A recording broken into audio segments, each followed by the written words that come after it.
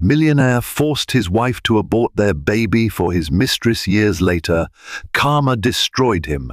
In the glimmering world of high society, where money moves mountains and reputations are as shiny as priceless gems, one man's insatiable hunger for power and pleasure would set off a chain of events that shook everyone around him.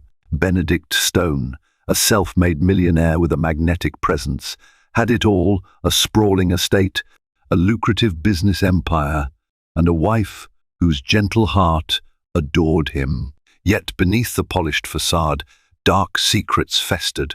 One fateful decision to force his own wife to abort their unborn child for the sake of his mistress would sow the seeds of unimaginable karma. This is their story. Benedict Stone was known throughout the elite circles of New York City as a man of impeccable taste and unstoppable ambition. Some said he could charm the stripes off a tiger. He had grown his technology startup, Stone Innovations, from a cramped studio in Queens to a multi-million-dollar enterprise with offices in Manhattan's sleekest skyscrapers. He drove a pearly white Rolls-Royce Phantom, owned a penthouse on Fifth Avenue, and threw lavish parties at the Ritz-Carlton, where celebrities mingled with captains of industry. Money rolled in so effortlessly, it seemed as though fortune itself was enthralled by him. But behind the glitz was a less conspicuous story: the unswerving devotion of his wife, Cassandra Stone. Cassandra was once a bright-eyed graduate student at Columbia University, studying literature and dreaming of becoming a best-selling author. They met at a charity gala, where she, volunteering for a literacy program, was assigned to greet guests.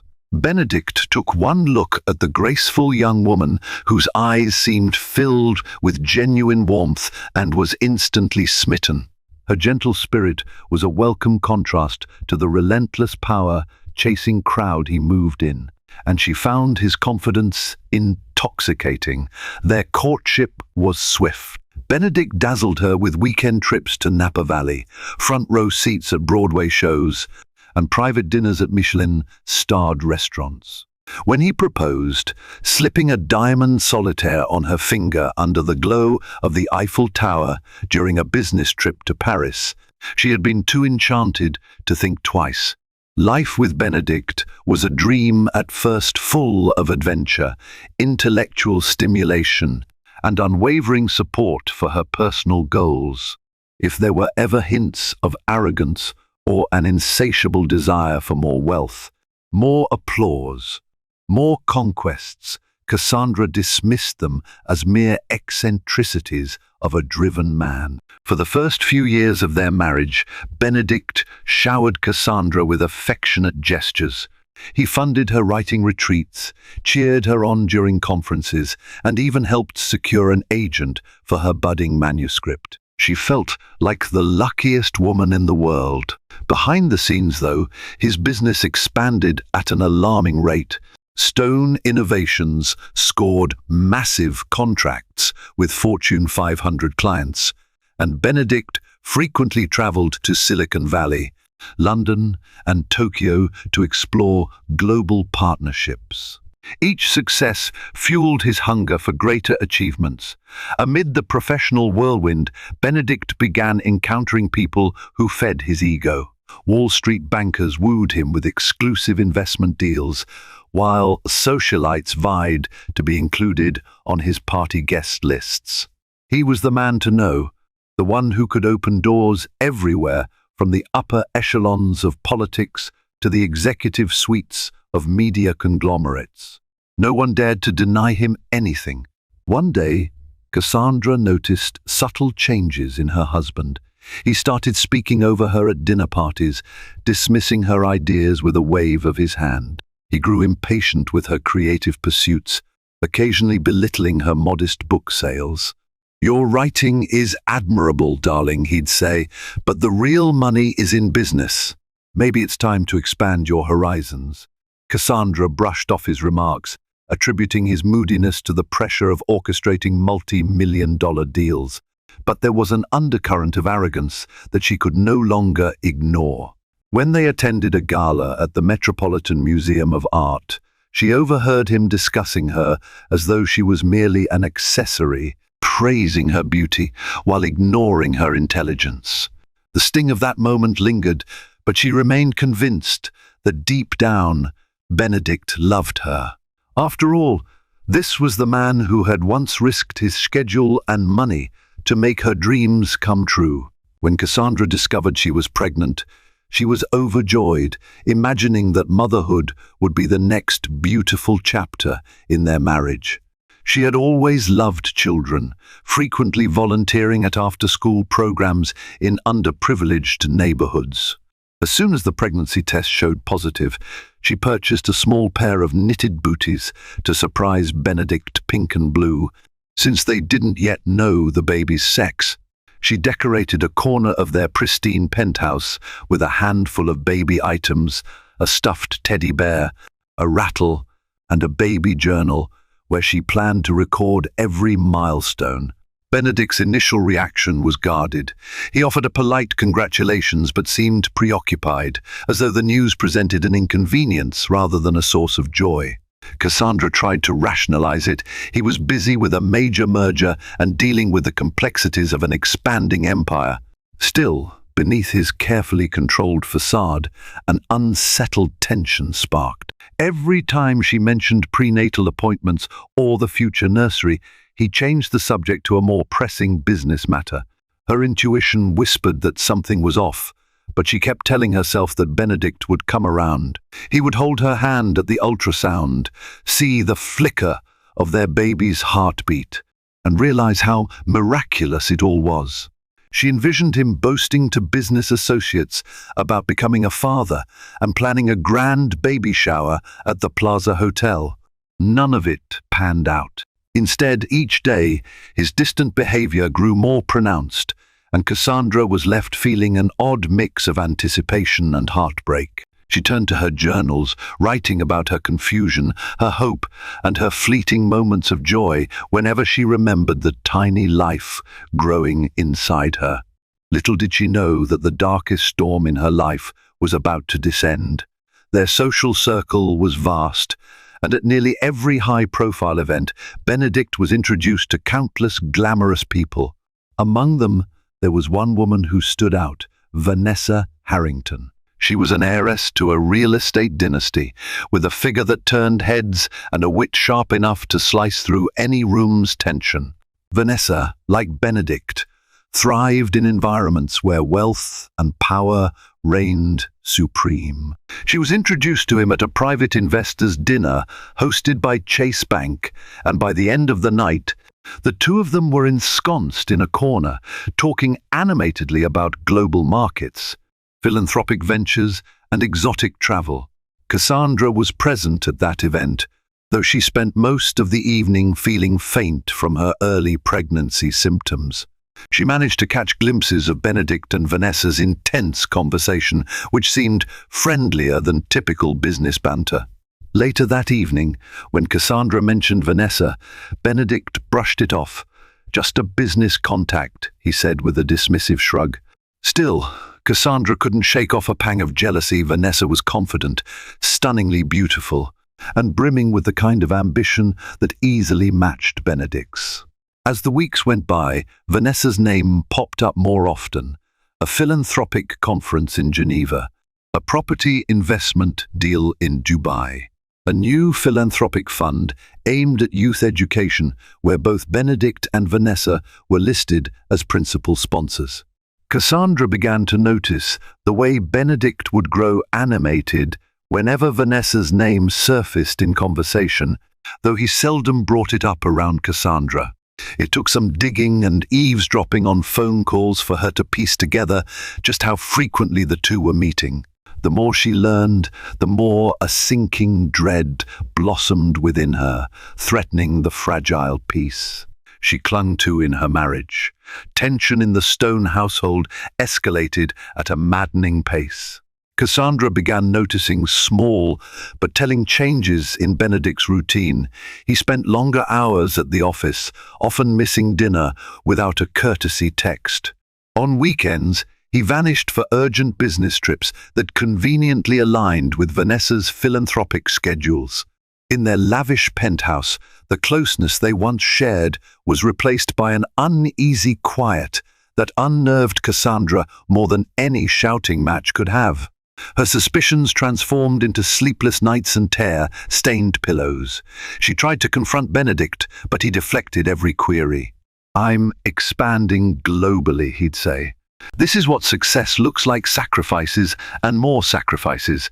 Feeling the weight of her pregnancy, Cassandra grew more anxious. She wanted her husband's support, especially when the doctor advised her to reduce stress to protect her unborn baby's health. Yet Benedict's attention seemed forever drifting, his glances out the window as though searching for something more exciting than home. In a moment of desperation, Cassandra confided in her old college friend, Marisol, who advised her to follow her intuition and gather proof. One afternoon, after Benedict left for an alleged business meeting, Cassandra found flight itineraries to Monaco, Vanessa's frequent holiday destination, hidden in his drawer. She confronted him with the evidence, voice trembling as she demanded an explanation. A brief flash of guilt crossed Benedict's face, but he quickly covered it with a scornful sneer. "I do what I must for the company," he replied coolly, his gaze as cold as steel. When she pressed further, tears brimming, he tightened his lips and refused to discuss it. The confrontation ended in stony silence. Cassandra sat alone in the living room, her mind swirling with doubts, heartbreak, and an inexplicable sense of impending doom. The blow struck one evening when Benedict returned home unusually early. Cassandra had just finished preparing a simple dinner, thinking maybe they could talk civilly for once. Instead, he strode into the penthouse, eyes glinting with a strange mixture of resentment and determination. Without a preamble, he demanded that Cassandra terminate the pregnancy. Stunned, she could only stare at him in disbelief. "This is not the right time," Benedict insisted, pacing back and forth with agitation. "I have so many major deals in the pipeline, and I can't have any distractions, especially not one that will tie me down." His voice cracked with a disquieting fervor. Cassandra's tears began to flow almost instantly, but he remained unmoved. "Do you even care what this does to me?" she pleaded, her trembling hands on her stomach. "Do you care about our child?" In response, Benedict's voice darkened. He went on to elaborate how he had plans that extended far beyond a traditional family life. He needed freedom to travel, to meet important clients, and expand his empire. He coldly announced that the baby would only complicate everything. He insisted they could try again later, under more favorable circumstances. That night, Cassandra experienced a heartbreak so profound it felt like a physical assault. She sobbed for hours, hugging her belly as though to shield the tiny life inside. She couldn't fathom how the man she once adored, who had once acted so enamored by her dreams, could so callously demand she rid herself of the child they had created together. The next morning, she awakened to find a note from Benedict instructing her to arrange the procedure and avoid any unnecessary delays. His directive landed like a death sentence on her heart, extinguishing any hope she'd clung to. In the subsequent days, Cassandra's mental and emotional state spiraled downward. She could barely eat or sleep. Her mind refused to settle as it warred between her instinct to protect her unborn child and the grim reality that her husband, who held all the financial power, was intent on seeing the pregnancy end. Even so, she tried to resist. She visited an old mentor, Dr. Elaine Mitchell, who had been her favorite professor at Columbia. Dr.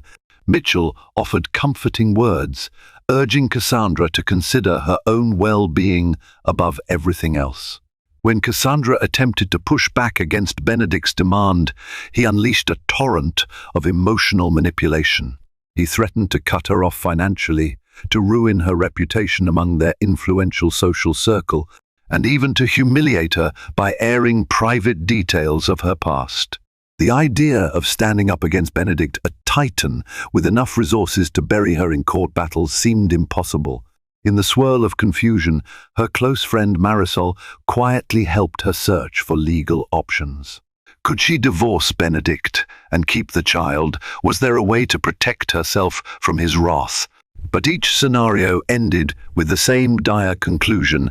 Benedict's power was near absolute, and Cassandra feared that a nasty divorce could lead to prolonged emotional torment, or worse, push him to do something drastic. Exhausted and terrified, Cassandra found herself in a sterile clinic one Friday morning.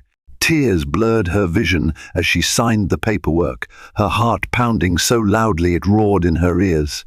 When she emerged hours later, she felt an unshakable emptiness in her body and soul. Outside, Benedict's limousine was waiting. His driver held the door open, but all Cassandra could do was stare into the tinted window, knowing that the man behind that glass had orchestrated the darkest day of her life. The days following the abortion were shrouded in a bleak haze for Cassandra. She felt hollow, lost, and riddled with guilt. Every so often, she imagined what could have been, the baby's first cry, their tiny fingers curling around hers, the sweet coos that bring a new mother indescribable joy. But in those memories that never were, a torrent of anguish swept through her, and she would retreat to the penthouse bedroom, refusing to eat or speak. Benedict, on the other hand, hardly acknowledged the aftermath. He resumed his relentless schedule, flights to Hong Kong, private meetings with foreign investors, luxurious galas with his mistress on his arm. On the rare occasions he was home, he treated Cassandra with distant politeness, as if she were merely a roommate. The uneasy truce in their penthouse was surreal, two strangers bound by marriage, but separated by a canyon of resentment and pain. Finally, on a rainy Tuesday, Cassandra reached her breaking point. She confronted Benedict as he packed yet another suitcase. Her voice trembled as she asked him if he felt even a shred of remorse for what had transpired. His reaction was chilling, a dismissive shrug followed by a condescending remark about how children can always happen later. It was then she realized there was no love left in him, at least not in the way she understood love. And so, Cassandra made a quiet, life-altering decision. She would no longer cling to a man who had crushed her spirit and erased her motherhood. Gathering the courage to leave was no simple feat, but a single thought propelled her forward, preserving what little sense of self she had left. She didn't yet know where she would go, or how she would survive without Benedict's financial safety net, but for the first time she felt a faint spark of hope rekindle in the ashes of her despair. Early one morning, Cassandra packed her essentials clothes, personal mementos, a stack of journals, and slipped out of the penthouse while Benedict was away on business. The doorman, accustomed to her comings and goings, gave her a polite nod, oblivious to the fact that she was leaving for good. She took a taxi across town to a modest boutique hotel, paying cash to avoid leaving a paper trail that Benedict's minions could easily trace. In that small, comfortable room, she finally allowed herself to grieve openly. She cried for the lost child, for the betrayal by the man she had once adored, and for the uncertain path that lay ahead. Over the next few days, she made a plan. First, she reached out to Marisol, who offered to let Cassandra stay at her studio apartment while she sorted out her next steps. Second, she contacted her literary agent, hoping to secure editing gigs or part-time writing assignments to earn some semblance of financial independence. Meanwhile, Benedict barely noticed her absence at first. His days were consumed with a flurry of meetings, culminating in a public announcement that Stone Innovations would be merging with an international conglomerate. The media celebrated him as a visionary, and business analysts speculated he was on track to become one of the wealthiest magnates in the country. He reveled in the attention, taking Vanessa along to red carpet events and high-profile functions. Only when a week passed without Cassandra's presence did Benedict send a terse message demanding to know her whereabouts. Cassandra didn't respond. She had made up her mind to proceed with a legal separation, if not an outright divorce. Though it terrified her to challenge a man with Benedict's vast resources, she had reached a place of emotional exhaustion where fear paled in comparison to her desire for freedom. Over the following months, Cassandra immersed herself in small freelance writing projects that offered a modest income but a vital sense of independence. Her new life was Spartan, no more penthouse views or designer gowns. Yet she found solace in simplicity. She wrote diligently, sometimes late into the night, exploring themes of loss, betrayal, and resilience. Writing became her therapy, each new paragraph a salve for her fractured soul. Simultaneously, she took steps to file for a legal separation. With Marisol's help, she located a lawyer who had once been an acquaintance from Columbia's law school. Though not an expert in high-profile divorces, he understood the complexities of going against someone like Benedict Stone. The lawyer advised caution, reminding Cassandra that Benedict's team would likely bury her under mounds of paperwork and intimidation tactics. In the social sphere, whispers began to circulate. People noticed Cassandra's absence from Benedict's side. Some tabloids speculated that she was on an extended retreat or battling an undisclosed illness. The rumor mill churned out wild stories of why she might have vanished so abruptly. Yet Benedict remained tight-lipped, focusing the public's attention on his blossoming affair with Vanessa and his ever-expanding empire. As for Vanessa, she was thrilled to have Benedict more or less to herself. She relished the spotlight, frequently photographed at Benedict's side at charity galas and exclusive social events. In public, they were the picture of glamour and success. Behind closed doors, however, Vanessa had her own ambitions, ones that involved leveraging Benedict's name and fortunes for her real estate aspirations. She played the devoted companion, but a cunning edge underlay each affectionate smile. She threw his way. Little did Benedict know that she, too, harbored secrets capable of rocking his world to its core. Back in the modest apartment, Cassandra's health began to improve. The trauma of the forced abortion weighed heavily on her, but she had found a therapist and attended weekly sessions that helped her process her grief and guilt. With every session, she felt stronger, more certain that leaving Benedict had been the right choice. She even managed to revive an old manuscript she'd nearly finished in her final year of college, polishing it with renewed vigor. One evening, while scrolling through social media, she stumbled upon a photograph of Benedict and Vanessa at a lavish charity ball. Vanessa wore a glittering gown, her arm possessively looped through Benedict's. The caption praised their philanthropic efforts and hinted at an impending power engagement that would dominate the city's gossip columns. Cassandra felt a pang of anger and sorrow. Any lingering doubts she had about Benedict's character were dispelled by the sight of him parading the woman who contributed to the destruction of Cassandra's marriage. Yet, amid her pain, a deep sense of peace settled over her. She had survived one of the darkest experiences of her life, and she was resolute in forging a new path. Each day was a step forward, a few pages written, a legal document filed, a therapy session that unraveled more threads of her tangled emotions. Her lawyer warned her that Benedict might become hostile once divorce proceedings officially began.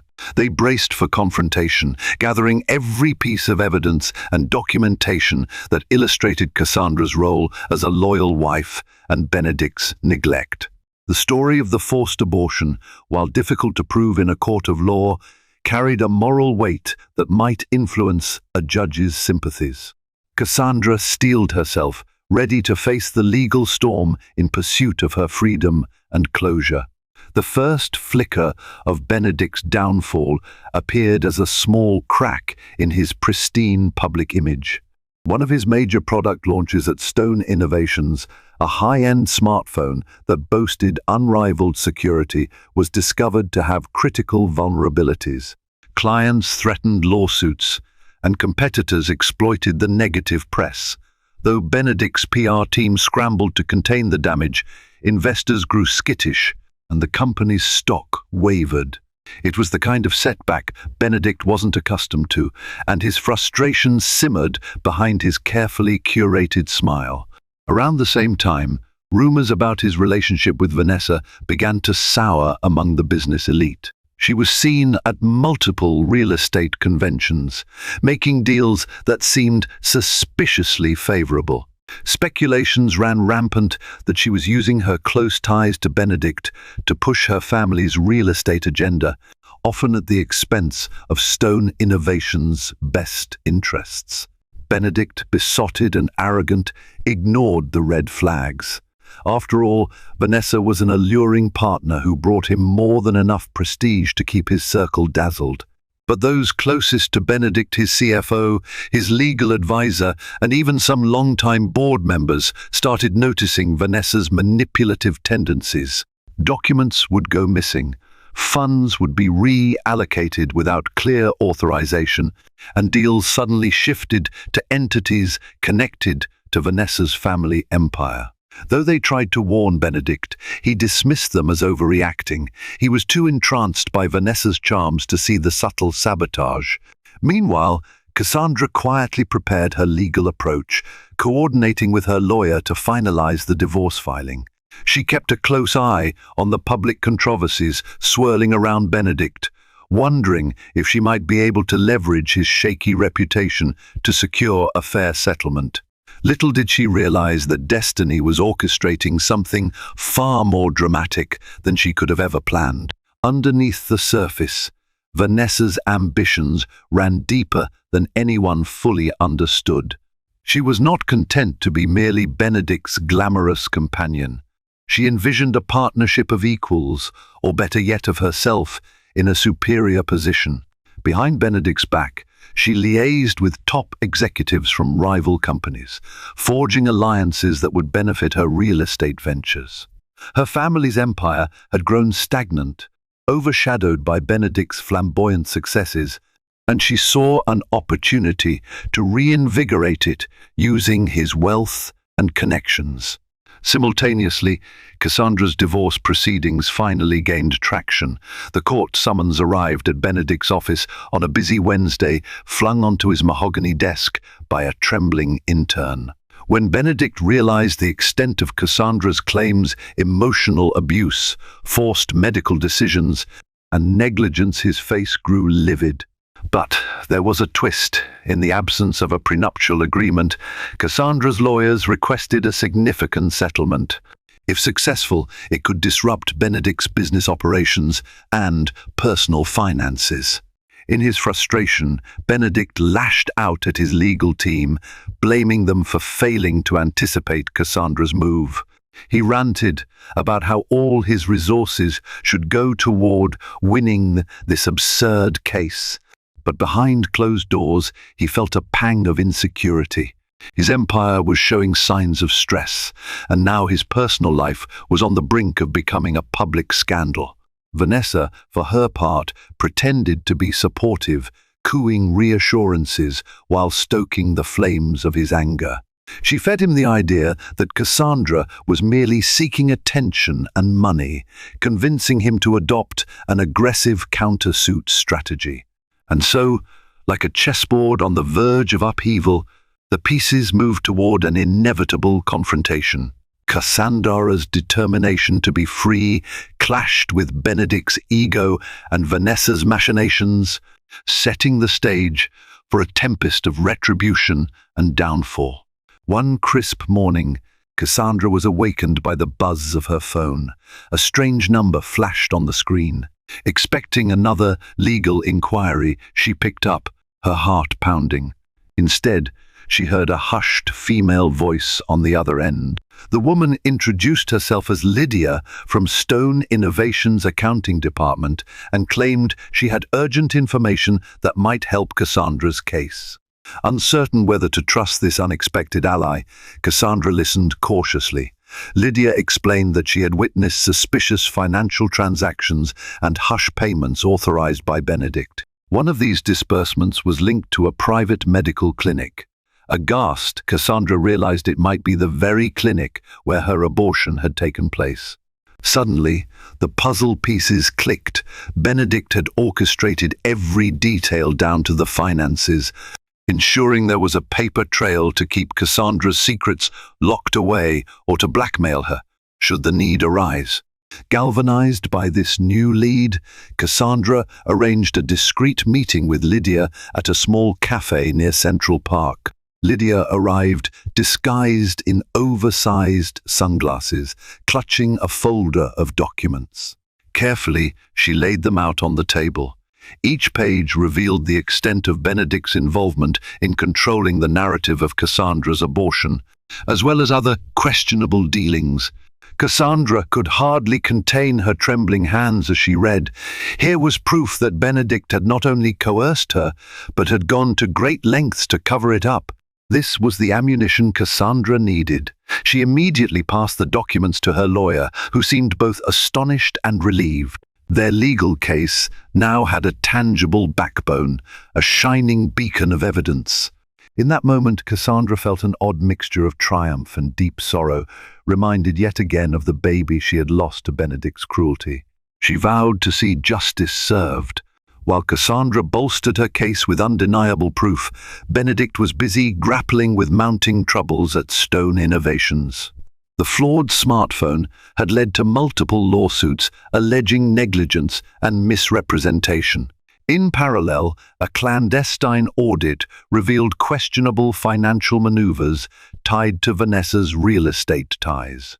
Tensions rose among shareholders. Rumors abounded that the board was considering a vote of no confidence in Benedict's leadership. Vanessa feigned concern, yet she continued to quietly siphon resources for her own ventures. She served as Benedict's confidant, but in truth, she was carving out her exit strategy. Her plan was clear. If Stone Innovations went under, she would emerge unscathed, with enough capital and connections to keep her family's empire thriving. She put on a facade of unwavering support, whispering sweet nothings to Benedict about their future. Deep down, she was counting the days until she could distance herself from the eventual ruin. In the midst of all this, Benedict's temper grew volatile. He was known to verbally berate employees, slam doors during board meetings, and even threaten journalists who dared to question Stone Innovations' direction. At one point, he tried to rally a public relations campaign to smear Cassandra, insinuating that she was a gold digger trying to sabotage him. However, Cassandra's dignified silence and the recent evidence she had secured dismantled his attempts. With each passing day, Benedict felt the walls closing in. The unstoppable success he had once enjoyed seemed to slip through his fingers like sand. Even the sparkle of Vanessa's company dimmed under the pressure. Though he clung to the idea that he could muscle his way out of every crisis, deep down, a fear gnawed at him. Karma, fueled by every ruthless decision he had made, was finally rearing its head, and he was ill-prepared for the reckoning. Meanwhile, Cassandra's life was undergoing a transformation she never thought possible. Though the divorce was still an ongoing battle, she began to see glimpses of who she could be without Benedict's overshadowing presence. Her freelance writing picked up pace. She landed a series of articles in reputable online magazines and slowly re-established herself in the literary community. A small publishing house expressed interest in her manuscript, a story that, ironically, explored themes of betrayal and personal rebirth. Socially, she ventured out more often, attending small gatherings of creative minds, open mic poetry nights, and charity book drives.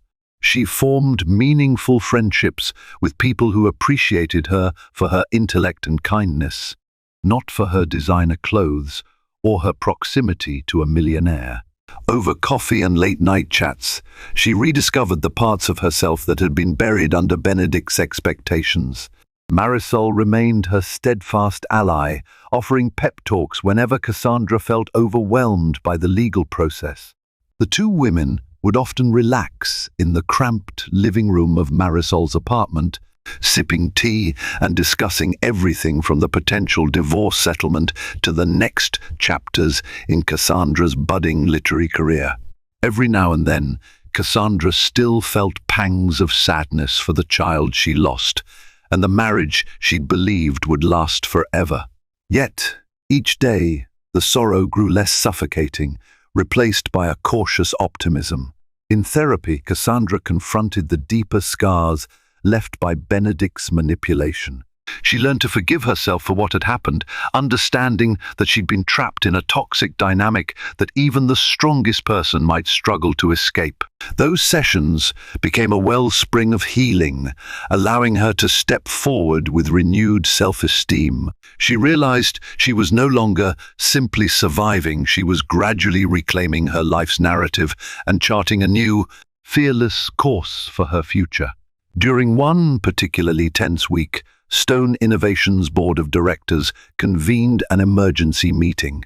Several shareholders demanded explanations for the legal troubles, financial inconsistencies, and the ballooning costs of Benedict's extravagant lifestyle.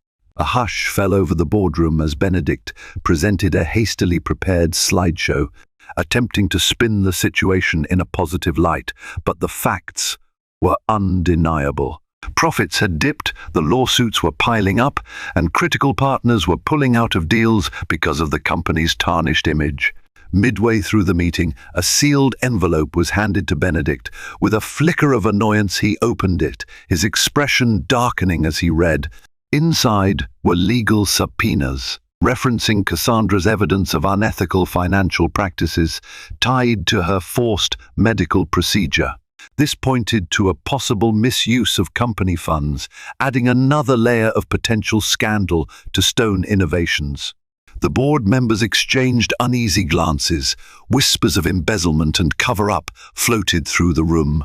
Furious, Benedict slammed the boardroom table, shouting accusations at Cassandra and even at Vanessa, who was conspicuously absent from the meeting.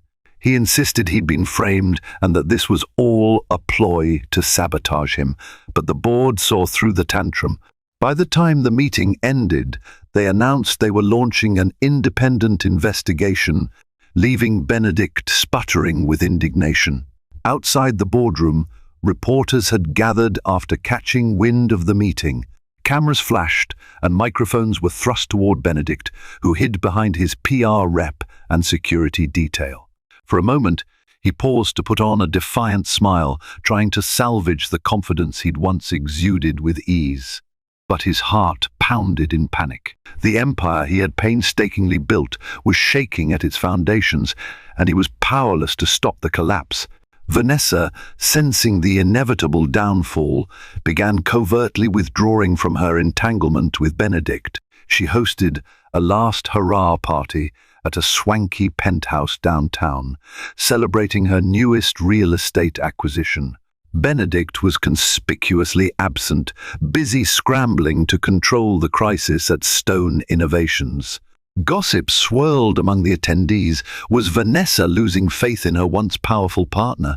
Behind the scenes, she arranged secret meetings with legal advisors and financial consultants, making sure her assets were protected from any blowback that might arise from Benedict's predicament. She also started attending events alone, her manner cold and aloof when asked about Benedict's legal battles. Some suspected betrayal, others whispered about an impending breakup. Only Vanessa knew the extent of her calculation. She had extracted almost everything she could from Benedict, his connections, some strategic funds, and valuable business intel. Now she was positioning herself to emerge unscathed as his empire threatened to collapse. Cassandra, observing the headlines, felt a complicated mix of vindication and sadness. She never wanted anyone to suffer unduly, but she couldn't deny the relief in seeing Benedict face accountability. In therapy, she discussed these conflicting emotions, understanding that it was part of her healing to feel empathy for the man she once loved, but also relief at not being trapped under his dominion anymore. Meanwhile, her legal team grew more confident with each new piece of evidence that surfaced. including statements from Stone Innovations employees who had been bullied or coerced by Benedict. The puzzle was coming together, a picture of a tyrannical boss who would stop at nothing to maintain his image of invincibility. The forced abortion, once just a heartbreaking secret, now stood as a key chapter in a pattern of manipulative and abusive behavior. Cassandra felt both justice and heartbreak as this narrative unraveled on a stage far bigger than she ever imagined. On a brisk afternoon, Benedict found himself standing before the looming marble columns of a courthouse, bracing for a significant hearing in the divorce proceedings. Cameras clicked furiously, capturing every angle of his tense expression. Across the foyer, he spotted Cassandra, poised but visibly emotional. For a fleeting moment, their eyes met. He remembered the young woman he once adored, so full of hope and kindness. The memory stung, replaced quickly by his mounting anger at her betrayal. Inside the courtroom, Cassandra's lawyer presented the decisive evidence, financial records, testimonials from clinic staff, and even Lydia's statements. With composure, Cassandra spoke about the emotional toll of being coerced into the abortion and how Benedict's threats had left her feeling powerless. Her voice trembled when she described the sorrow of losing her baby, but a quiet strength kept her from breaking down completely. Benedict's legal team attempted to discredit her, painting her as opportunistic and unstable. They argued that their client was a busy entrepreneur, that the abortion decision was mutual, and that Cassandra's claims were exaggerated to secure a hefty settlement. Yet, the more they insisted, the more the weight of evidence undercut their arguments. The judge, attentive and stern, asked pointed questions about Benedict's financial irregularities and the nature of his relationship with Vanessa. By the hearing's end, Benedict stood grim-faced, no longer the commanding figure he once was. Outside the courthouse, reporters fired questions at him, pressing for statements on both the divorce and Stone Innovations troubles. He offered no comment, ducking into a black SUV that sped away before further humiliation could unfold. For Cassandra, this moment marked a turning point. Whether or not she would receive a just settlement was still uncertain, but she felt an undeniable shift. The truth had finally been spoken aloud in a court of law. As Benedict's personal life unraveled in court, Stone Innovations faced its day of reckoning as well. A series of damaging articles appeared in the New York Times, exposing the company's questionable financial practices. Whistleblowers stepped forward, corroborating allegations that Benedict had used company accounts to finance lavish personal expenses, including hush money for sensitive matters. Amid the swirling controversy, the stock price plummeted and investor confidence evaporated. Simultaneously, the board's independent investigation reached damning conclusions. Benedict's leadership had compromised the firm's integrity. A second emergency meeting was called. This time, board members arrived with grim faces, prepared to make a decisive move. After a tense, back-and-forth debate, punctuated by Benedict's furious denials, they voted to remove him as CEO. Benedict erupted in anger, slamming his fist on the table and hurling accusations at everyone from the CFO to the marketing director. Security had to escort him out of the building, in full view of gawking employees who had once revered him as an unstoppable force. The spectacle was humiliating and final. Within days, Stone Innovations named an interim CEO and initiated negotiations with major partners to stabilize the company. The press devoured the story, framing it as the colossal fall of a tech titan undone by hubris and scandal. Suddenly, Benedict's once luminous aura was tainted by public disgrace. His calls to friends in high places often went unanswered, and potential investors turned their backs. He felt the sting of isolation like never before. Meanwhile, Vanessa ghosted him entirely.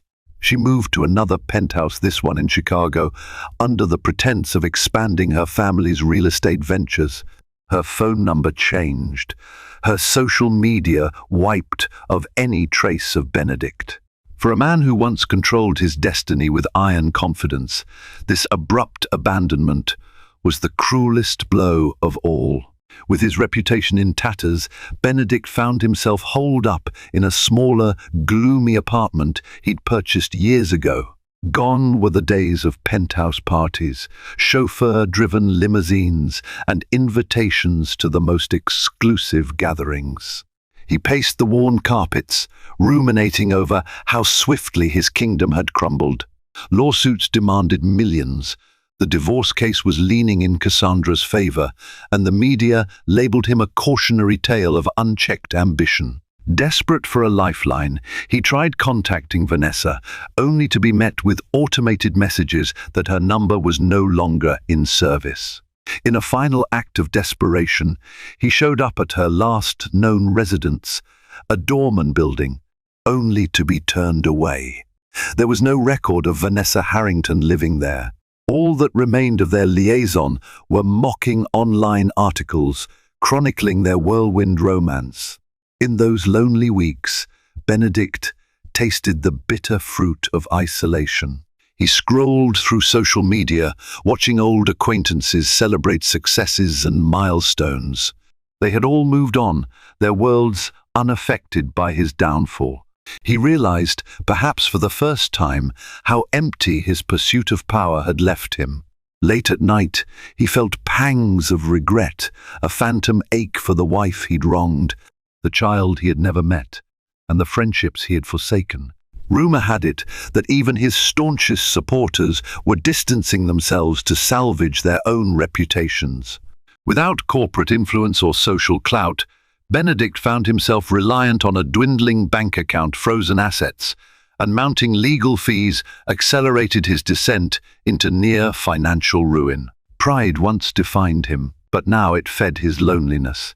In these agonizing hours, the specter of his past misdeeds rose up, mocking him with the relentless echo of choices he could never undo. For Cassandra, life had taken a more hopeful turn. Her divorce settlement, while not yet finalized, looked promising due to the overwhelming evidence of emotional abuse and financial manipulation. Even if she didn't receive a colossal sum, her newfound literary success became a source of stability. Her manuscript, retitled A Phoenix Rising, captured the attention of a respected publishing house. Within a few months, she signed a book deal, paving a way to a future she could have scarcely imagined.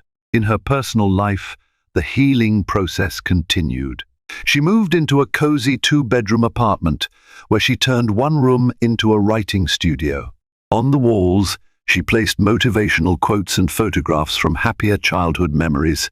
Though the specter of the abortion lingered in her heart, therapy had helped her gradually find peace with her complicated emotions, grief, loss, and the blossoming sense that she could still lead a fulfilling life.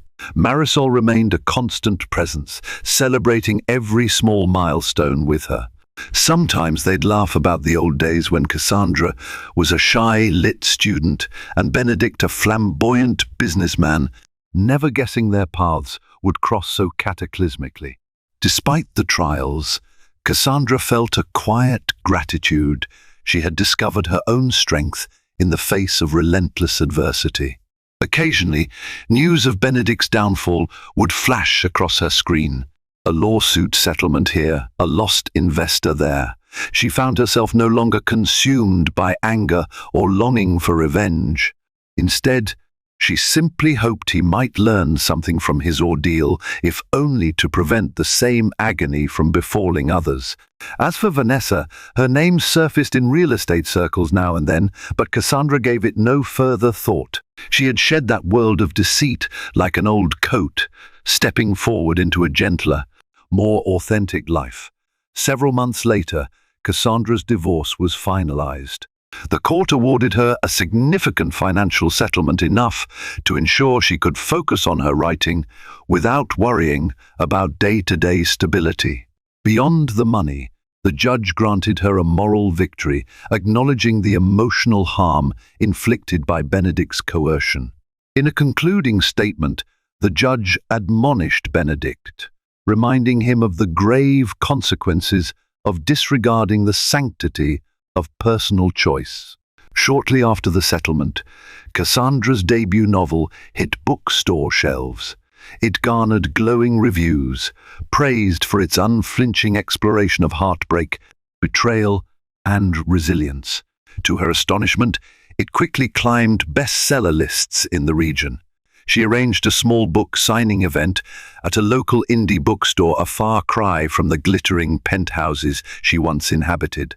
Yet, when she saw the modest crowd gathered to hear her read, she felt more genuine fulfillment than she ever had in those days of superficial luxury. On the very same evening, Benedict Stone sat in his dimly lit apartment, boxes of legal documents and bills strewn across the worn carpet. An alert on his phone flashed an article about Cassandra's book success. He nearly swiped it away, but curiosity made him skim the piece. It praised the emotional depth of the novel, hinting that its raw authenticity likely stemmed from personal experience. As he read, a strange mixture of remorse and envy coursed through him. Everything he had valued, wealth, power, social acclaim, had vanished. Cassandra, the woman he once dismissed, was blossoming in her new life. For the first time since his downfall began, he allowed a tear to slip down his cheek. In that solitary moment, Benedict experienced a glimmer of realization. Perhaps he had destroyed not only his marriage, but also the chance at becoming the kind of man who could have been genuinely happy. And so ends the cautionary tale of Benedict Stone, once a titan of industry, now a tragic figure unraveling under the weight of his own misdeeds. His forced decision upon Cassandra and his betrayal for the sake of a ruthless mistress led him down a path of scandal, isolation, and regret. Meanwhile, Cassandra rose from the ashes of heartbreak, reclaiming her voice as a successful author and champion of her own destiny. Her story reminds us that strength can be born from unimaginable pain, and that true fulfillment comes from integrity, empathy, and resilience. If you found Cassandra's journey moving or learned something from Benedict's downfall, please like, share, and subscribe to this channel. By supporting these stories, you help amplify the powerful message that karma eventually finds us all, and that hope, even in our darkest hours, can illuminate a new and better path forward. Little did he know that fate would carve that same name into the towering facade of his company's newest building. Love, ambition, betrayal, and redemption twist through every corridor of this tale. Buckle in for a journey that delves into hidden pasts and uncertain futures, where every character holds a key to a devastating secret. The late afternoon sun streamed through the tall windows of Alexander Haven's corner office at Horizon Global Ventures. The golden light cast a halo on the gleaming awards and plaques that lined the walls, each one echoing the success that the Haven family had worked generations to achieve. Alexander, a tall, imposing figure with silver-streaked hair at just 38, leaned back in his leather chair, drumming his fingers on the polished mahogany desk. His gaze cold and distant, fixed on an ornate pen, an anniversary gift from his wife, Cassandra. In that moment, the pen symbolized everything that had once been simple and hopeful in his life. Now it only served as a reminder of secrets he had kept, the people he had hurt. He had always prided himself on his ability to control every variable in his life. But as the afternoon light drifted across the office, he realized control had slipped through his fingers the very day he found out Cassandra was pregnant. They had never spoken much about children before. Sure, there were the passing fantasies of a large family, or a small one, depending on the day. but their careers always took center stage. Cassandra was a brilliant architect who had designed luxury estates from London to Bali. It was her passion, her calling. She had come from a humble background, and each building she created was a testament to how far she'd climbed. Alexander's phone buzzed. The name on the caller ID read Cassandra, and he felt a rush of guilt swirl inside him.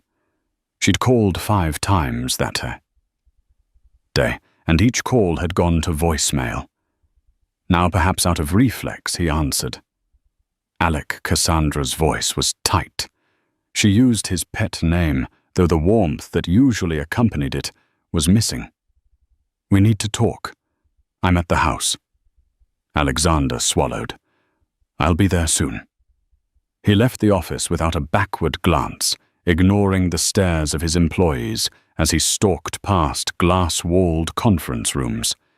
He drove to their estate on the outskirts of the city, a sprawling piece of land overshadowed by centuries-old oaks. The driveway alone was half a mile of winding pavement lined with perfectly manicured hedges. When he finally stepped inside, an uneasy silence welcomed him. Years ago, upon first acquiring the property, he and Cassandra had dreamed of filling those halls with laughter. Children's voices, dinner parties, new memories.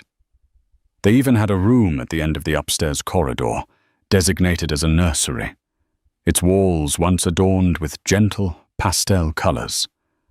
A rocking chair Cassandra's grandmother had passed down, and a small name plaque they'd chosen for their soon-to-be child, the child who would never come. He found Cassandra in the nursery. The walls were now blank, the rocking chair shoved into a corner.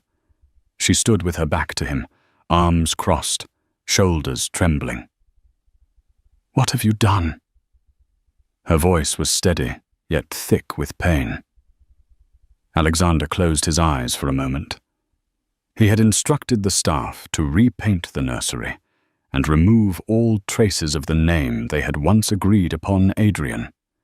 It had been a reckless, impulsive decision, one made out of heartbreak and the fear of being haunted by a memory of what could have been. Losing the baby had hit him in a place he never knew existed, so he did the one thing that made sense at the time: erase everything that reminded him of it. Cassandra turned, revealing tears clinging to her lashes. "We never even talked about it," she whispered. "You just had them remove his name, like he never existed."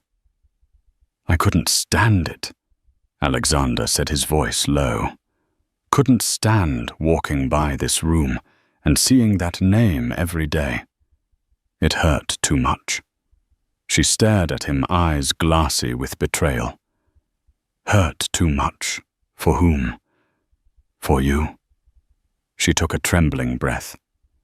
"Because I still dream of him at night. I wake up and forget he's gone. And now there's nothing left of him at all, except the emptiness." His throat burned.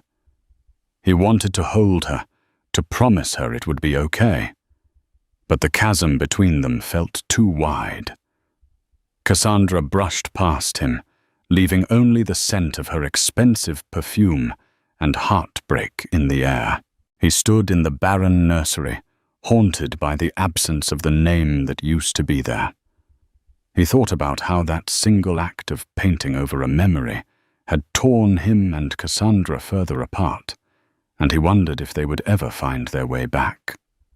Yet destiny had other plans. The name he'd buried was about to resurface in a place he'd never expect, etched in stone on the facade of a building that would soon reshape both their lives. Long before he met Cassandra, Alexander Haven was raised in a world of opulence. The Havens were a known name in Massachusetts, their family wealth tracing back to old shipping lines that made fortunes in the 19th century. Over time, their empire evolved into real estate investment banking and eventually high-tech ventures. Alexander's father, Gordon Haven, was a formidable presence, meticulous, shrewd, and intimidating. He had raised Alexander with the mantra, legacy. First, everything else second. While this instilled in Alexander a relentless drive for success, it also planted deep insecurities. He had grown to view relationships as stepping stones or potential pitfalls. Even in personal matters, he measured the risk and potential reward. Growing up, he rarely visited friends' homes, almost never had a slumber party or carefree evening away from the watchful eyes of his father and their entourage of staff. He was groomed for leadership, taught to win at any cost. Cassandra Delgado was nothing like the women in Alexander's social circle. A self-made prodigy, her architectural breakthroughs in eco-friendly designs caught the attention of environmentalists, real estate moguls, and philanthropists alike, including Bill and Melinda Gates, who admired her commitment to sustainability. Some whispered that she was on the short list to design a new philanthropic research center that Mark Zuckerberg was rumored to be funding. No one dared question her brilliance. She had an almost mystical ability to see aesthetics and engineering as two halves of the same whole. They met at a fundraising gala for a children's hospital in Boston.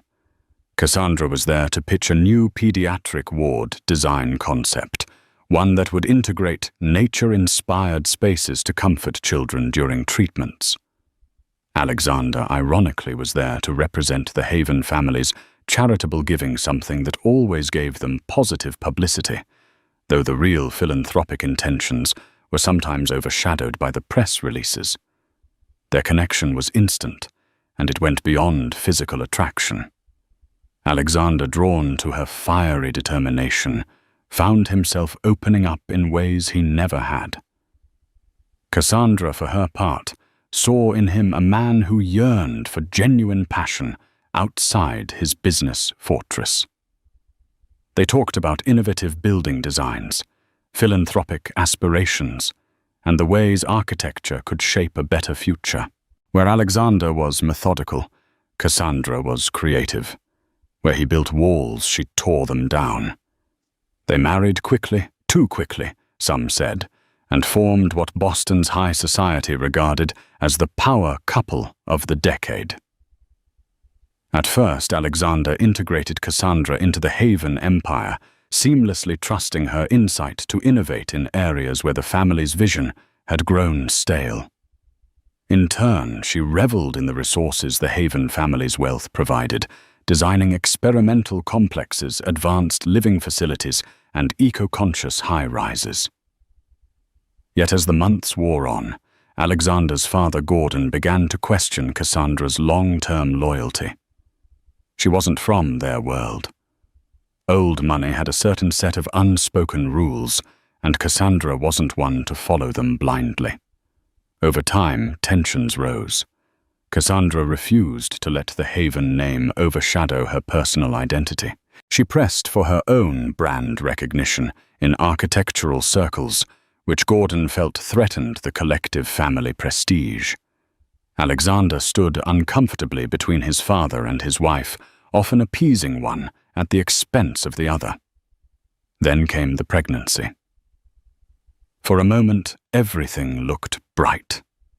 Both Alexander and Cassandra believed that introducing a new life into their family might unify them in a deeper way. Gordon, too, softened at the idea of a grandchild to continue the Haven line. The baby would be named Adrian, after Cassandra's beloved grandfather, who had encouraged her to pursue architecture before he passed. The pregnancy also aligned with a major business venture. Alexander was spearheading an enormous real estate project in downtown Boston. He'd collaborated with City Hall to turn a derelict block into a modern corporate park, one that would bear the Haven name and stand as a testament to the family's ongoing influence. But fate was cruel. Complications led to a tragic miscarriage. Cassandra spiraled into grief, and Alexander retreated behind his stoic walls, shutting out his own pain. It was easier for him to bury it beneath new projects, negotiations, and deals than to face the magnitude of what they lost. And so the nursery remained untouched, a silent reminder until the day he decided to erase Adrian's name from its walls. The heartbreak in Cassandra's eyes that afternoon was not something that could be easily fixed. Their once tightly woven tapestry of ambition and love was unraveling. Little did either of them know just how violently the threads would be pulled apart by events lurking on the horizon. Time marched on. Work never stopped at Horizon Global Ventures. The real estate project that Alexander had been orchestrating, officially dubbed the Haven Complex, was inching closer to its grand unveiling. This multi-building campus promised to revitalize downtown Boston, merging state-of-the-art office spaces with green rooftops, large communal parks, and advanced energy-efficient technologies. Cassandra had contributed some early design concepts before her grief took her away from many responsibilities, and Alexander had allowed her that distance, not wanting to impose further stress. One crisp morning, Alexander's mind was spinning through a dozen tasks as he stepped out of his black SUV in front of the nearly completed Haven complex. He was there to do a final walkthrough before the massive media event scheduled 2 weeks later.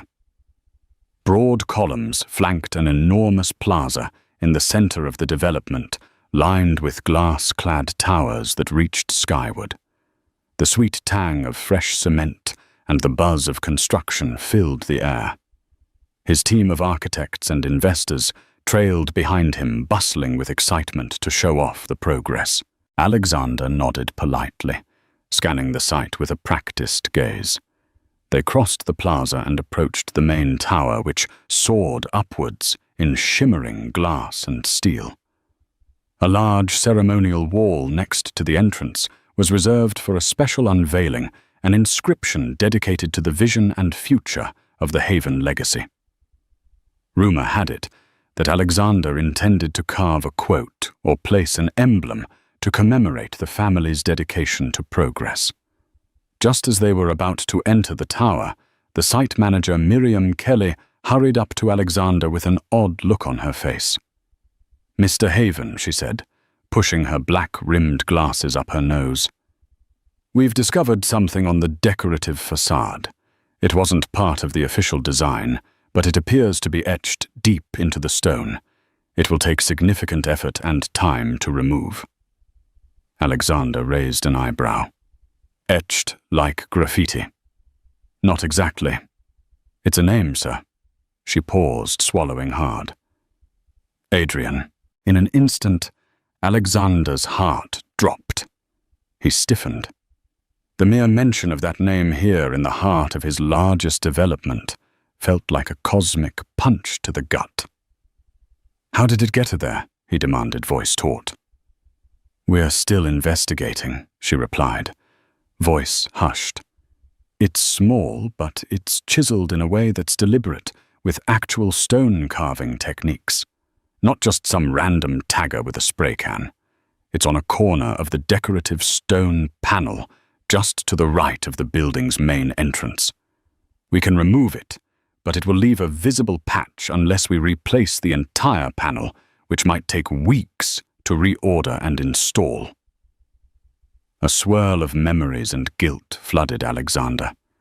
He could still see Cassandra's tear-stained eyes the day he repainted the nursery walls. Why here, why now? Was this some act of sabotage, or was it a bizarre coincidence? He turned to his team, feigning control. "Gather the crew. Let's see this for ourselves." They walked around to the side of the building near the main entrance. Indeed, on the lower corner of a heavy stone block, in ornate script no more than 3 inches tall, he saw the name Adrian. It glinted in the morning light, as if mocking him. The cut was smooth, professionally done. Alexander felt as though the ghost of his child had found a way to appear at the very heart of his business empire. The crowd of engineers and project managers murmured, but none dared speak the name aloud again. Everyone felt the tension rippling from Alexander. Finally, he cleared his throat. "Get the best stonemason to see if it can be carefully removed without replacing the entire block," he said, scanning their faces. "And I want a full investigation. Check security footage, see who came through here. This is private property. There must be cameras." Miriam nodded. "Yes, Mr. Haven." As the group filed away, Alexander stared at the etched name. Questions churned in his mind. Was someone trying to torment him? Or was it Cassandra, grappling with the memory of Adrian in her own anguished way? He knew she was a talented designer, but stone carving was not her skill set. Still, doubt flickered. He traced the letters with his fingertips, fighting the tightness in his chest. Adrian. A child who never got a chance at life, but who somehow kept reappearing. No matter how hard he tried to erase the name, it found its way back. The day after discovering the name on the building, Alexander hardly slept. Anxiety wrapped around him like a vice fueled by a new wave of tension at home. Cassandra, though physically present at their estate, felt emotionally distant. She had withdrawn to her personal design studio behind the house, offering no explanation for her absences or solitary nights. At the office, Alexander was met with an undercurrent of gossip. Employees whispered in hallways, exchanging glances when he passed. He knew they suspected something, that the etched name must hold personal significance. The Haven Empire might have soared on the wings of success, but it also flew through corridors built on secrets and half-truths. Desperate for answers, Alexander plunged himself into the security footage from the site. Along with Miriam and a small group of trusted IT specialists, he spent hours scrubbing through camera angles. They found little out of the ordinary, no suspicious intruders, no after-hours trespassers. The building's exterior cameras had either not been angled to that specific patch of stone or were obscured by scaffolding. It was possible that someone had hidden in a blind spot, but a near-total blank didn't satisfy him. He was certain there had to be more. Someone must have had both motive and access. Then a glitch on one camera's timestamp caught his eye. A short segment, no more than 15 minutes, was missing from the official logs. He turned to the IT specialist, a wiry young man named Conrad. "You see this?" Alexander said, pointing to the gap. "We're missing footage between 2:30 and 2:45 a.m. last Tuesday." Conrad tapped on his keyboard, sweat forming at his temples. "It looks like a forced corruption in the data. Someone with advanced knowledge of our systems might have done this deliberately." Alexander's fury rose. He felt his hands clench into fists. "We pay for state-of-the-art security, yet here we are. I want a list of everyone who had access to these cameras that night." Conrad nodded. "Of course, Mr. Haven." As the day wore on, a handful of potential suspects emerged: employees, contractors, or external tech consultants who had the clearance to handle or manipulate the security feeds. But none stood out as having a personal vendetta to carve Adrian into the building's facade. As far as Alexander knew, that name and its significance were known only to family and a few close friends. Just before evening, he slipped away from the office to pay an unannounced visit to Cassandra's personal design studio. It was a minimalist glass annex behind their main residence, filled with sprawling drafting tables, half-finished models, and large windows overlooking a secluded garden. He found her hunched over a blueprint, wearing a plain black turtleneck and leggings. She barely acknowledged him when he stepped inside. "We need to talk." he said, his voice gentler than he intended. The tension between them was suffocating, but anger wouldn't help. She shrugged, maintaining focus on the blueprint. About what? He took a step closer. The name etched on the new building. Adrian. You wouldn't know anything about that, would you? She stood up slowly, her eyes narrowed in astonishment. What makes you think I would do that? Alexander exhaled. I'm not accusing you of anything, but you've been distant, and I know how important Adrian's memory is to you. This could be some act of grief. She paced across the studio, frustration evident. So because I'm grieving, I'd break into your construction site in the dead of night and carve our baby's name on stone. Is that really what you think of me, Alexander? He winced at the use of his full name. I just need answers. Cassandra's eyes brimmed with tears. I can't even stand looking at that building. It reminds me of what you did to the nursery, wiping away Adrian's name like he never existed. I'm not stepping foot near your precious Haven complex, let alone defacing it. Alexander stared at the floor. Guilt and suspicion clashed in his chest. He wanted to believe her. Over the years, she'd proven herself to be honorable and true, even if they were drifting apart. She picked up a small clay model she was working on, a conceptual piece for a pediatric clinic in Honduras. This is how I honor Adrian, she said softly, tapping the model. By designing places that help children. Because that was our dream, wasn't it? To do something meaningful for families. That dream died a little the day you repainted that room. Stung. Alexander nodded, unable to muster a response. He turned to leave, pausing at the door. If you remember anything that might help, or if you see anything suspicious, you'll tell me. She nodded, though her expression made it clear she believed if Alexander really cared about her, he'd know how deeply he'd wounded her. He left the studio feeling colder than when he'd arrived. Over the next week, Alexander's frustrations mounted. His father Gordon, who had been conspicuously absent for months, supposedly overseas on business, unexpectedly returned. Gordon always had a knack for appearing at the worst possible time. One evening, he summoned Alexander to the Old Haven mansion in Beacon Hill, the historic family seat that Alexander had avoided since his childhood. Alexander arrived to find Gordon waiting in the study, a cavernous room lined with dusty tomes and antique furniture that smelled like old leather. 2 crystal glasses of expensive cognac sat on the table untouched. Son Gordon said, his deep voice echoing. I've been hearing rumors. Something about the name Adrian carved into your new building. Care to explain? Alexander's jaw clenched.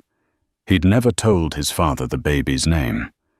That was a conversation he and Cassandra had reserved for themselves, at least until the time was right. But perhaps gossip traveled faster than respect for privacy in Boston's elite circles. Nothing to explain, Alexander replied, forcing calm. It's vandalism, and I'm handling it. Gordon's expression was measured.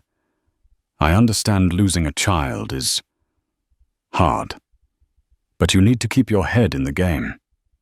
The city is watching, the press is circling.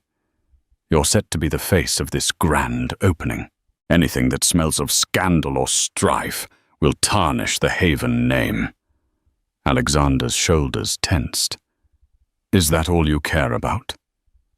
The name not once have you asked how Cassandra or I are coping. Gordon's straightened lips pressed into a thin line. Grief is personal. I'm not your therapist, but I do know the family legacy must remain intact. If you can't manage to keep it that way, I will step in. The threat lingered in the room, like a noxious gas. Alexander took a long sip of the cognac, letting the burn steady his nerves. He was used to his father's cold approach to family matters. Showing vulnerability in front of Gordon was akin to bleeding in shark-infested waters.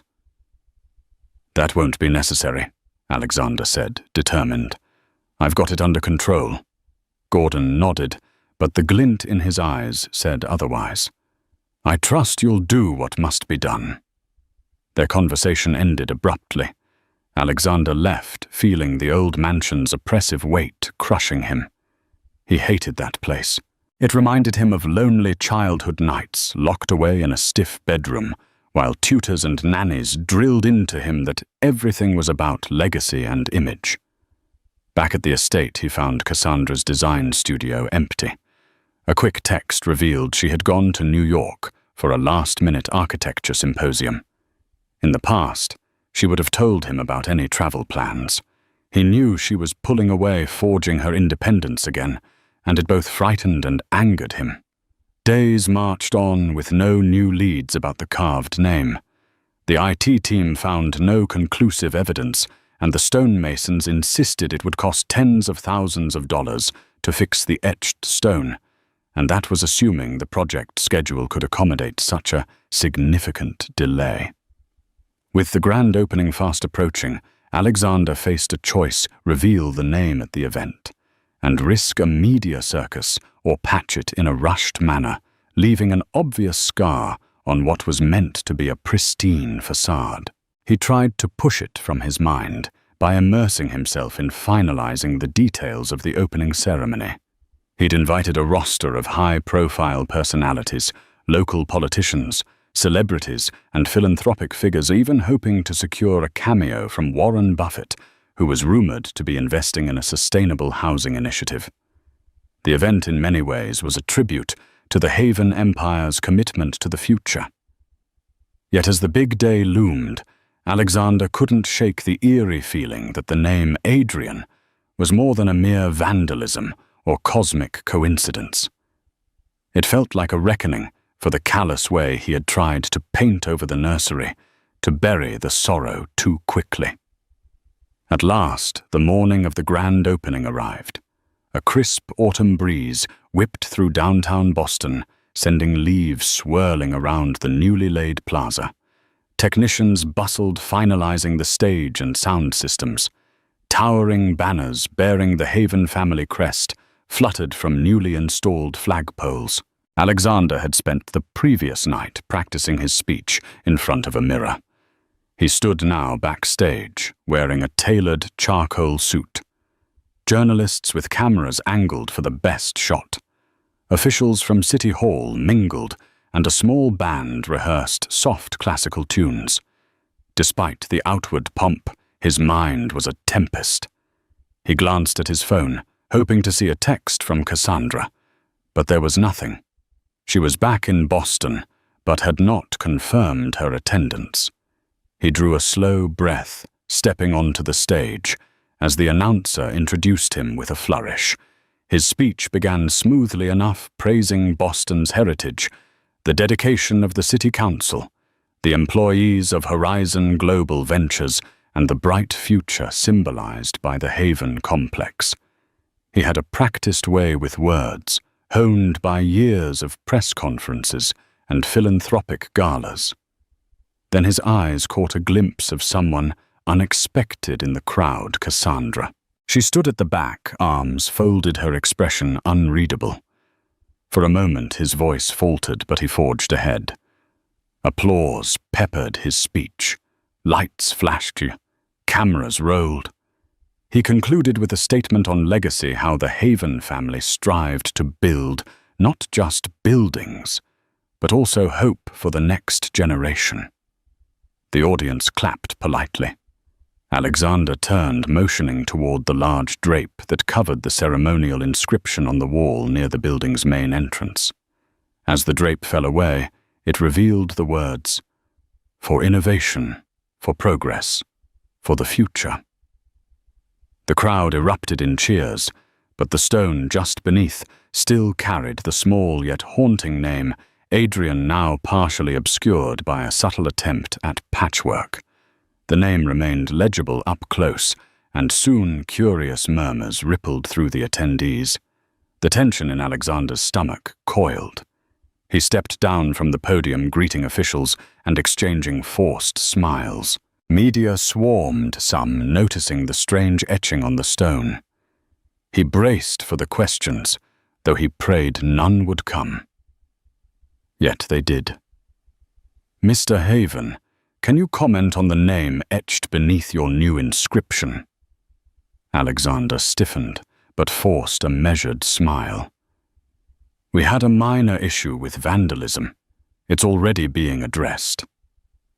Before more questions could swarm, an older man approached someone Alexander recognized from his father's entourage, Charles Deering, a retired advisor who had served the Haven family for decades. His grey eyes flickered with concern. "We should speak privately," Charles said, guiding Alexander away from the crowd. They slipped into a side passage of the building's lobby. Smooth marble floors reflected the overhead lights. Charles wasted no time. "I believe I have information about who might have carved that name," he said. "I didn't speak sooner because I wasn't entirely sure, but new evidence came to my attention." Alexander's pulse quickened. "Go on." Charles fished an envelope from inside his coat. "Someone sent me still images from a CCTV feed, dated the night the carving must have happened. However, they're from an external camera across the street, not your official site cameras." Alexander took the envelope and peered at the black and white stills. The images showed a figure in a hooded jacket near the building's entrance. The figure stooped in the exact spot where the name was later found. Despite the angle and darkness, it was clearly not Cassandra. The person appeared stockier, with broader shoulders. He flipped through more images. One partial side view, though grainy, made his chest tighten. The face was partially visible, just enough to recognize him as Elias Ward, a childhood friend of Alexander's, who had once worked at Horizon Global Ventures, but left under tense circumstances. Elias's family had once been in business with the Havens, but a few years back, Elias had been ousted amid a scandal that implicated him in a questionable real estate deal. Alexander hadn't spoken to him since. He looked up at Charles. "Elias. Why would he do this?" Charles frowned. "He's harbored resentment for a long time. It's possible he knew about your baby's name. He might have learned it from staff or overheard it from your father's lips." Shaken, Alexander clutched the photos. It made sense in a twisted way. Elias was cunning, and if he wanted to strike at Alexander's psyche, carving Adrian into the building was a cruel but potent way to do it. "But how did he manage to force a corruption in our security footage?" Alexander asked. "He's an IT expert, or at least he has connections," Charles replied. "He could have bribed someone." Rage simmered in Alexander's veins. Elias had taken a private tragedy and warped it into a weapon. The whole fiasco with the building was to undermine Alexander, to remind him that no matter how high you climb, your vulnerabilities can still be used against you. Charles placed a hand on Alexander's shoulder. "Be careful. Confronting him without evidence could be risky, but at least you now know who you're dealing with." Alexander nodded, pulses of adrenaline flooding his system. The revelation brought no solace. If anything, it deepened the emotional turmoil. He glanced toward the exit, spotting Cassandra watching him from afar. Her eyes flicked from him to the envelope in his hand, curiosity evident. He couldn't confront Elias publicly, not at that moment. But he had a sinking feeling that the worst was yet to come. That evening, after the event ended and the crowd dispersed, Alexander found Cassandra in the estate's expansive kitchen, rummaging for a late-night snack. The overhead light illuminated her exhaustion. She looked up as he entered the question in her gaze, wordless but clear. He set the envelope on the marble island. It was Elias Ward. She blinked, confused. Elias? I haven't heard that name in ages. He carved Adrian's name on the building. Alexander nodded, pulling out the still images and laying them before her. He had access knowledge and a grudge. It's all here. She studied the images, her face darkening. I still don't understand his motive. Revenge. I had to let him go from Horizon a few years back, after he'd jeopardized one of our major deals. He's held a grudge ever since. Cassandra let out a slow breath. So in his twisted mind, your grief became his ammunition. That's beyond cruel. Alexander reached for her hand, longing for a connection they'd both neglected. I'm sorry. For how I handled everything with Adrian. For how I erased his name from the nursery. None of this justifies that, but I want you to know I regret it. She didn't pull away. I know you hurt too, Alec, but it felt like you tried to wash him out of our lives the moment it got too painful. He nodded, swallowing the lump in his throat. I was wrong. They stood in quiet sorrow, the hum of the refrigerator filling the silence. For the first time in what felt like ages, they seemed united by the same sense of loss. Finally, Cassandra spoke. What are you going to do about Elias? Alexander inhaled. Confront him, but carefully. For now, I'll gather more definitive proof. Maybe we can keep it out of the courts. I just want him to understand there are consequences. Cassandra set the photos aside. I'll help however I can. It wasn't a declaration of forgiveness or a renewal of vows, but it was a step one that made Alexander's chest loosen just a fraction. 2 days later, Alexander received a cryptic text on his personal phone. We should talk. I have information you don't want made public. The bar at the Old Derby on Salem Street, 9 p.m. Come alone. It was unsigned, but the message felt like a signature of its own. Elias. Alexander hesitated. This was precisely the kind of clandestine meeting that could lead to a confrontation. Still, he needed to settle the issue. The swirl of rumors around the Haven complex had grown. Several local blogs were speculating about the mysterious name. He couldn't afford for the gossip to infect the project's reputation further, or to exploit Cassandra's private grief. At 9 p.m. sharp, Alexander arrived at the Old Derby, a dimly lit bar with dark wood booths and an ancient, dusty chandelier. No sign announced who owned it, but it was an open secret that the place was a hangout for shady deals and hush-hush conversations.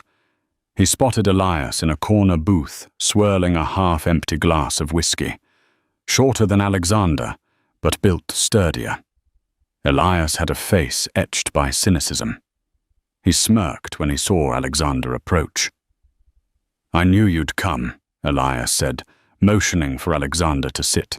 Alexander slid into the booth, crossing his arms. You've got a lot of nerve. Carving Adrian's name. My baby's name into my building to prove some twisted point. Elias raised a brow. It got your attention, didn't it? Alexander bristled. What do you want? Elias sipped his whiskey. An apology. Compensation. A chance at redemption.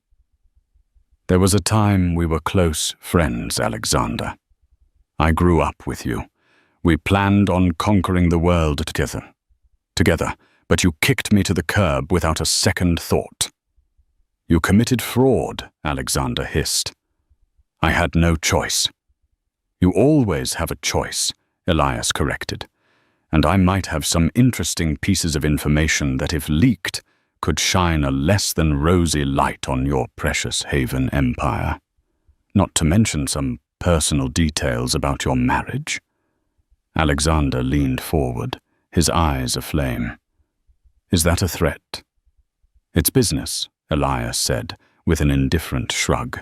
"But I'll consider it a personal favor if you reinstate me into Horizon Global Ventures in a senior capacity. Give me a stake in one of your next big projects.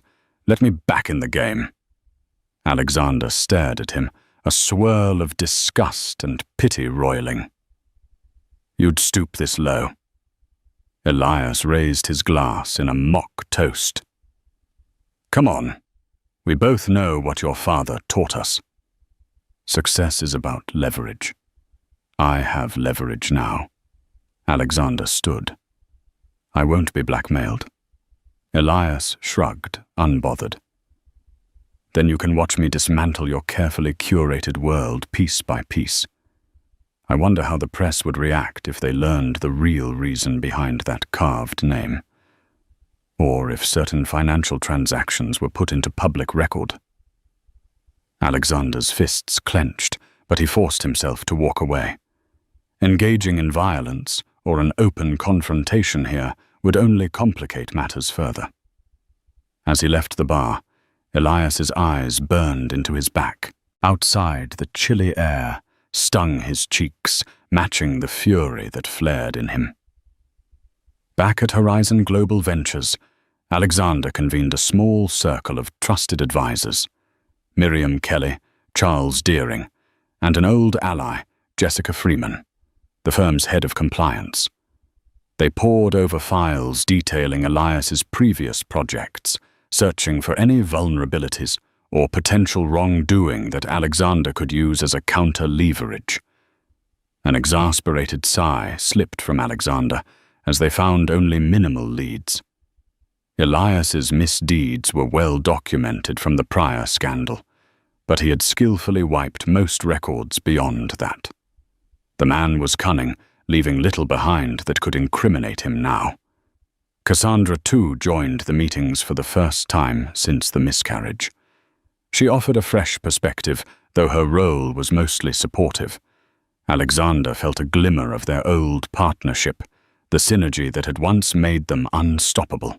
Late one evening, while scanning the older architectural plans for the Haven complex, Cassandra found a cryptic note scrawled in the margins, a note referencing a specialized vault in the sub-basement designed for data storage, one that Elias had insisted on implementing when he was still with the company.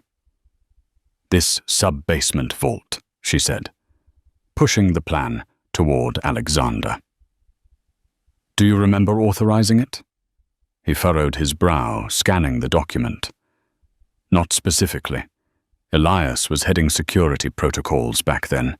He might have snuck it into the design." Charles leaned in, adjusting his reading glasses. "I recall some mention of a state-of-the-art data center, but we never used it. The project was scrapped after Elias left." Cassandra tapped her pen on the blueprint. If Elias had free rein to design it, maybe he stored something there, some leverage. Miriam nodded. He might be counting on no one remembering this vault exists. It's possible he's stashed files there that he can threaten to reveal. Alexander stood. "We're going down there." Under the cover of night, Alexander, Cassandra. Miriam and Charles slipped into the Haven complex. They made their way to the sub-basement, guided by the dusty blueprint and the flicker of overhead fluorescent lights. Occasionally, a distant hum of machinery echoed through the concrete corridors. At the far end of a deserted hallway, they found the entrance to the vault, a nondescript metal door with an electronic keypad. Miriam produced a small hacking tool, courtesy of their IT department. She set to work, sweat beading on her forehead, until a faint click announced success. Inside, they discovered a chamber lined with racks meant for servers that never arrived. The air was musty thick with disuse. It took them a while to find anything unusual until Cassandra noticed a steel cabinet in a corner. It was locked, but with a traditional padlock instead of advanced electronics. Charles pried it open with a crowbar. Inside sat a single external hard drive labeled HGV Archives. Next to it lay a dusty stack of documents. Their hearts pounded in unison. Alexander carefully lifted the drive. This must be Elias's stash. He rummaged through the papers, spotting spreadsheets, old memos, and references to questionable deals. Some were legitimate business records, others had confidential stamped across them in thick red letters. The final sheet in the pile drew his eye a ledger listing large sums of money, moving between shell companies, including suspicious references to Adelphi Holdings, a name Alexander had never encountered.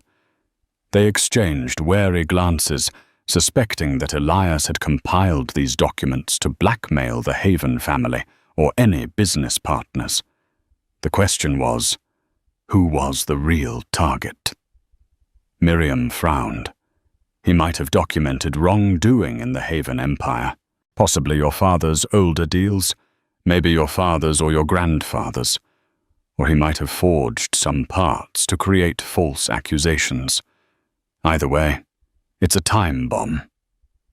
Cassandra brushed her fingers over the ledger.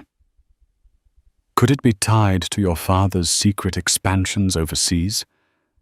I always found it strange how hush-hush Gordon was about certain properties in Europe and Asia. Alexander looked grim. This is more extensive than I imagined. My father might have skeletons buried in places I never knew existed. Charles cleared his throat. We should get these files analyzed, sort out what's real. If some of these are legitimate records, your father could face legal trouble. A wave of fatigue washed over Alexander. Elias had set a trap. Possibly Gordon was complicit in questionable dealings. If so, exposing this could shatter the entire Haven Foundation. But burying the truth would only empower Elias's blackmail attempts. After carefully photographing the documents, they left the vault, locking it behind them. Each step up the sub-basement stairs felt heavier. Alexander's mind raced with potential scenarios, from criminal investigations to media firestorms. But overshadowing all of it was the name Adrian. How the memory of his unborn son had been twisted into the crowbar that pried open these hidden secrets. The next morning, Alexander summoned Gordon to his estate, producing the files and confronting him directly. In Cassandra's presence, the older man examined the documents without betraying much emotion. Then he looked up, eyes icy. Elias was always a snake, he said simply. And you've proven yourself naive for letting him collect these. Alexander's voice shook with outrage. Don't deflect. These deals, offshore shell companies, questionable partnerships. This is bigger than Elias. Did you sign off on all this? Gordon's jaw tightened. I did what had to be done to keep our family's fortune intact. Do you have any idea the lengths I went to ensure the Havens remained powerful? We live in a harsh world, Alexander. Sometimes that means forging alliances and sealing deals in ways that aren't publicly palatable. Cassandra's hand flew to her mouth. That's your justification for money laundering bribery. Whatever else is in those documents, Gordon slammed his fist on the table. Do not judge me. Everything I did was for the family. I built an empire for you, Alexander. And here you are, unraveling it all because some ungrateful friend decided to toss around petty threats. Alexander inhaled sharply. Petty threats. He carved Adrian's name on our building to torment us. Don't you understand what this means to Cassandra and me? Gordon's gaze flicked toward Cassandra, momentarily softening. I'm sorry about your child. Truly. But from a business standpoint, Alexander cut him off. Stop. You can't reduce everything to business. This is our family. A tension-soaked silence stretched. Eventually, Cassandra intervened. We need to decide what to do with Elias and with these files. If the media gets hold of this, your entire legacy is at risk. Gordon's lips thinned. Offer him what he wants within reason, and bury this. The Haven name must remain unscathed. Alexander bristled. No. I'm done paying for blackmail. We need to handle this differently. Then handle it, Gordon said, rising from his seat. But don't expect me to take the blame if you fail. He left in a swirl of expensive cologne and bitterness. Alexander clenched his jaw. Cassandra placed a tentative hand on his shoulder. We'll figure it out, she said. But even as she spoke, fear tinged her voice. Days passed, and the pressure mounted. Alexander and Cassandra moved through the estate like ghosts, each lost in a storm of thoughts. Cassandra tried to break the silence more than once, but Alexander was too consumed with forging a strategy to defeat Elias without letting the blackmail files go public. One evening, as a cold rain battered the windows, Cassandra found Alexander in the study, staring at old family photos. He fixated on one of them, a shot of him and Cassandra in front of the nursery, just after she announced she was pregnant, both beaming with unrestrained joy. It felt like a lifetime ago. She sat beside him, sliding an arm around his shoulders. For the first time in weeks, he leaned into her warmth, letting out a shaky breath. I keep trying to hold everything together, he whispered, voice hoarse. But maybe it's time to let it fall apart, so we can rebuild honestly. Cassandra hesitated, her fingers stroking his hair. What do you mean? I mean, maybe we come clean. Let the authorities see those documents, see if there's wrongdoing, and if it implicates my father, so be it. I can't keep living in this twisted circle of blackmail and secrets. A tear escaped Cassandra's eye. That's a huge risk, Alec. It could destroy the Haven name. He swallowed. Our child was destroyed by secrets, too. I never told you how I truly felt after we lost Adrian, how broken I was. I tried to bury it, and it only caused more pain. I don't want to bury anything anymore. Cassandra's tears flowed freely. She cupped his cheeks, searching his gaze. I've hated you for wiping out Adrian's name, for ignoring my grief. But part of me knew you were doing it out of your own heartbreak. I just couldn't face it. Maybe I needed to hate someone. Alexander held her close. I'm sorry. Truly. I wish I could redo it all, but this is our only chance to make something right. If I have to risk the Haven name for it, I will. They held each other for a long time in silence, the patter of rain mixing with the gentle hum of their quiet sobs. Bolstered by Cassandra's support, Alexander arranged a meeting with an attorney experienced in corporate wrongdoing and whistleblowing cases. Cassandra insisted on joining, placing her own name on the line if it meant forging a path toward honesty. The attorney, Janet Huang, listened intently as they recounted the story. Elias's blackmail, the suspicious documents, Gordon's potential involvement. Janet tapped her pen on a legal pad, her brow furrowed. You could absolutely go to the authorities with this, Janet said, but the repercussions will be swift. If your father is named, the press will devour the scandal. Your business empire could face asset freezes, investor pullouts. Worst case, you might be forced out of Horizon altogether. Alexander nodded grimly. We understand. But if we let Elias hold this over us, we'll never be free. Janet leaned forward, eyes intense. There is another approach. We can compile the documents properly. highlight any legitimate wrongdoing, and strike a deal with the authorities, cooperate fully in exchange for leniency, especially if you personally had no knowledge or involvement. Then you use that official stance to face Elias. If he tries to leak anything else, it'll either be old news or overshadowed by your proactive cooperation. Cassandra looked at Alexander, and he squeezed her hand. "Let's do it," he said. A week later, everything unfolded in a maelstrom. Alexander handed over the stash of documents to federal investigators. Gordon, upon learning of his son's plan, erupted in fury, threatening to disown Alexander and disclaim him from the Haven fortune. In a heated exchange, Alexander retorted that no legacy was worth sacrificing integrity. The media storm was immediate. Headlines blared, "Haven Empire under investigation." Stock prices wobbled. Enemies came out of the woodwork, piling on claims and rumors. Some of the documents did implicate Gordon in shady overseas dealings, though the extent of criminal liability remained uncertain.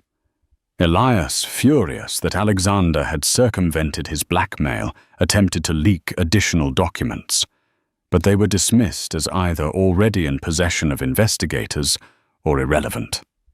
The worst damage fell on Gordon's personal reputation.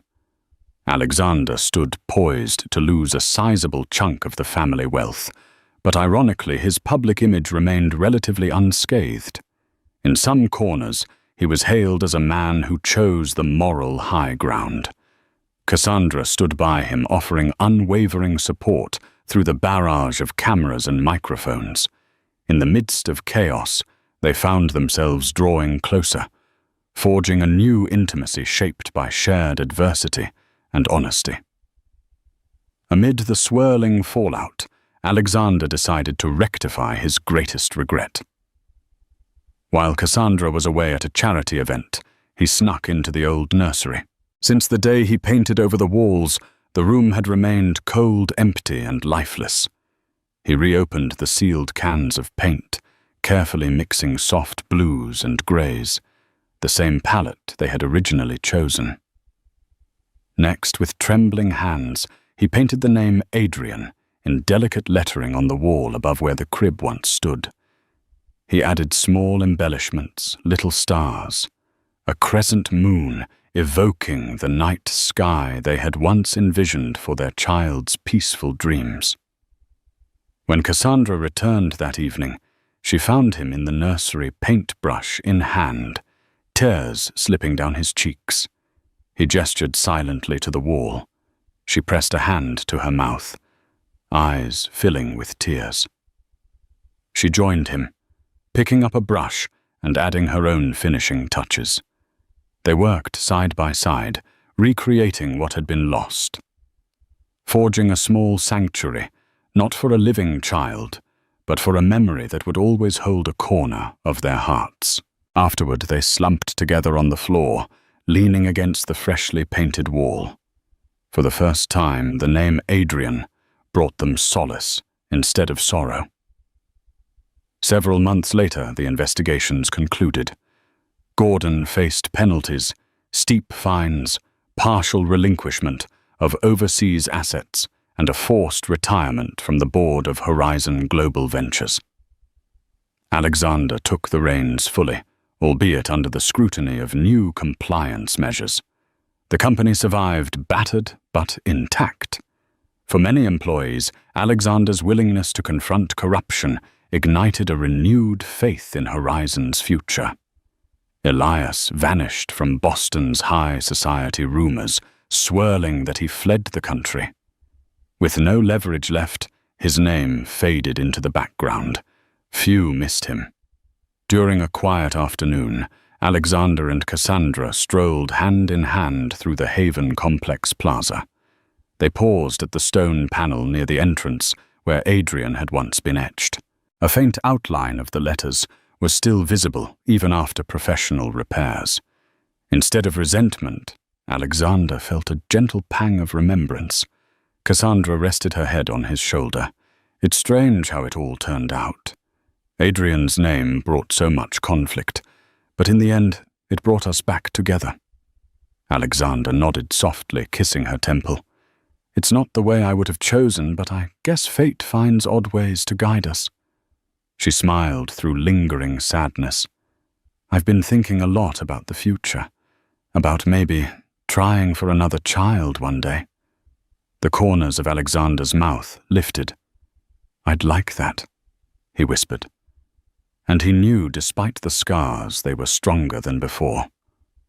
That evening they returned to the estate. Outside the nursery, Cassandra paused, placing her palm on the fresh paint. They didn't need to erase Adrian's memory anymore. Love and acceptance had replaced denial and guilt. In time, they would fill that house with laughter, and maybe, just maybe, Adrian's name would become a whisper of hope rather than a cry of loss.